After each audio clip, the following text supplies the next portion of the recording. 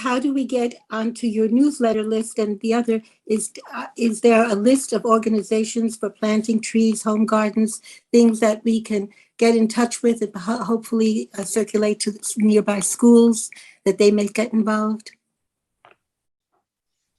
Yes, well, we have a vast website, organicconsumers.org and then regenerationinternational.org.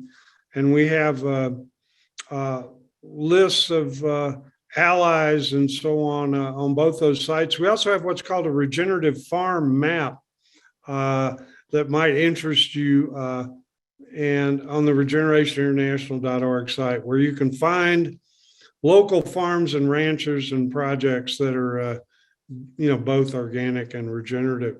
So they're censoring a lot on the internet nowadays, but you can still use search engines to find a lot of information. So I think that more and more people are looking. We're recovering from the pandemic now, and we're looking for, well, where do we go from here? And I think people are really happy now to start to reconnect, and now's the time. So, and you can send questions in directly to our websites, and our staff and myself will try to answer specific questions. So you can find that information, organicconsumers.org and regenerationinternational.org. And of course, we recommend a lot of other of our close allies, especially Mercola.com. Dr. Mercola's site is a wealth of information on natural health, as are others of our allies, Alliance for Natural Health, the Children's Health Defense. There's some tremendous organizations working on all these issues that are starting to connect the dots between food and farming and natural health. Thanks very much for that. And up next, we have Crystal. Welcome, Crystal.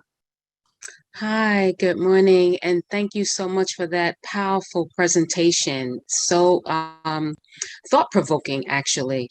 And I was wondering, in your humble opinion, it seems like we live in a world where good is bad and bad is good. You mentioned how years ago farmers naturally produce natural, organic, farm products, and the tables have turned to the point where that's like an anomaly almost, and mainstream eating is comprised of processed, manufactured, chemical-laden foods. And so I'm just wondering, in your humble opinion, how difficult it would be to turn that entire dragon around. And the government is actually subsidizing so many of these fake foods that the vast majority of people are eating. But why can't those subsidies go into natural farming, organic farming, and get back to what you are espousing, where that's the way we should all live? Yes, well, there's a few hopeful signs, I believe, in the U.S. And other places. One of them is that there is a small increase in the number of organic farmers and ranchers happening now, and there's an increase in young people getting into farming. There's an increase in women and racial minorities into farming. But we have to, in terms of public policy, we got to just unite around very simple things, like we want the government to stop subsidizing food and farming that's bad for our health and bad for our kids and bad for the environment. And, if you live in rural America and you're caught up in this system where you're taking a subsidy to do something, most of them know it's wrong.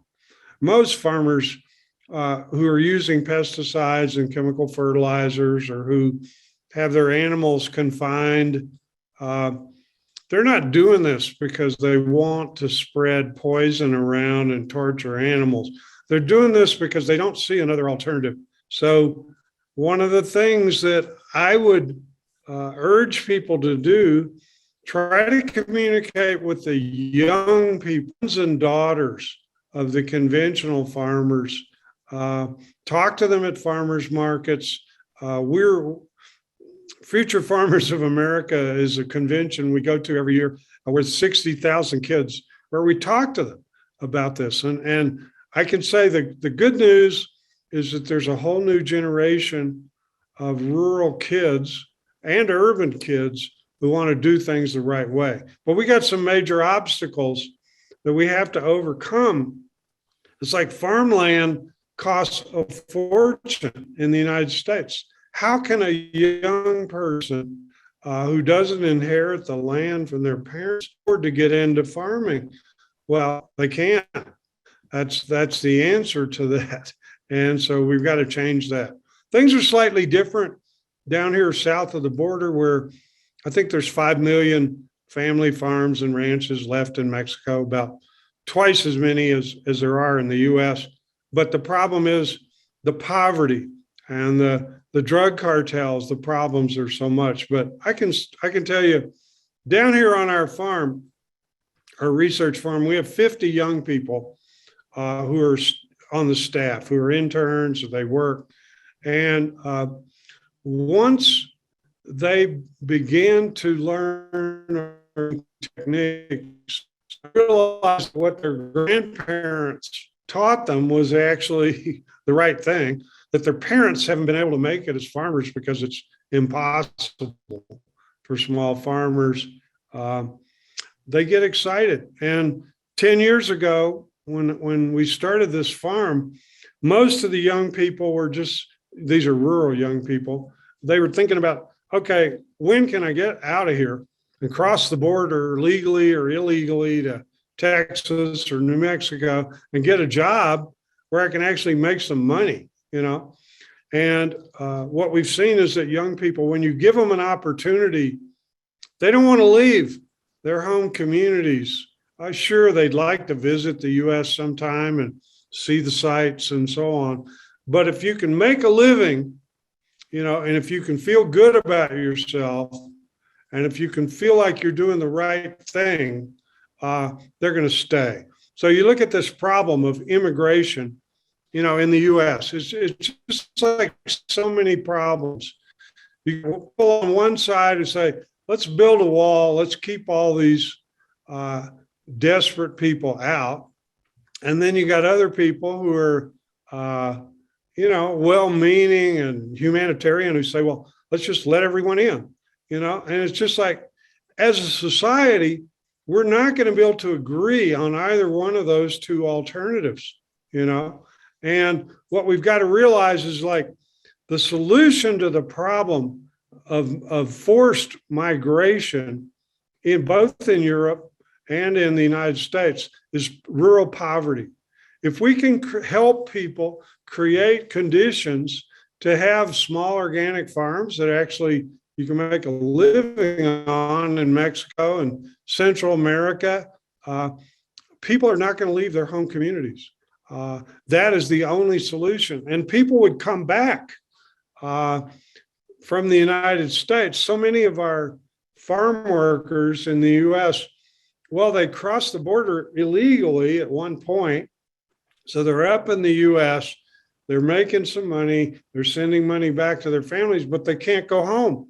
If you cross the border back to visit your family and you don't have immigration papers, you stand the chance that you're maybe never going to be able to get back.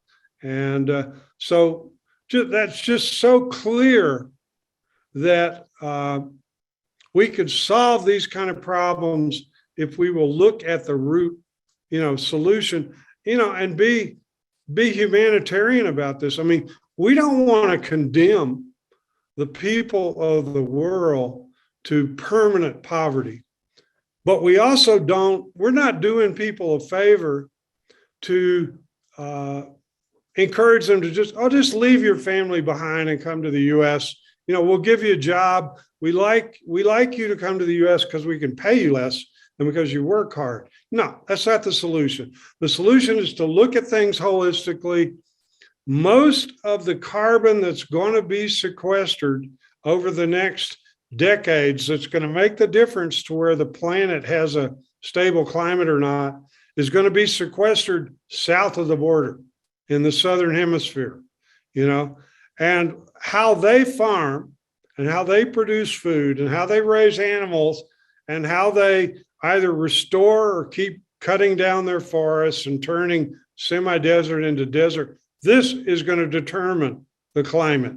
What happens in Africa, what happens in Mexico and Latin America, what happens in the Caribbean, what happens in South Asia is going to determine our future in the Northern Hemisphere. So we need to pay attention to this. We need to get beyond the stereotypes, that are so horrific. If you've ever been to the border, the Texas border, or if you've been to the border down in southern Mexico where all the Central Americans are coming across, it breaks your heart to see.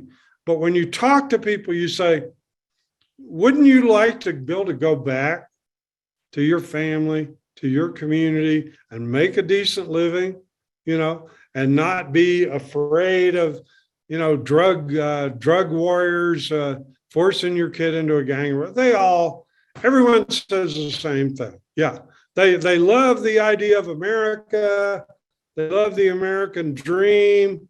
They'd like to visit at some point, but they don't want to just pick up and leave their families behind and come here like we're thinking.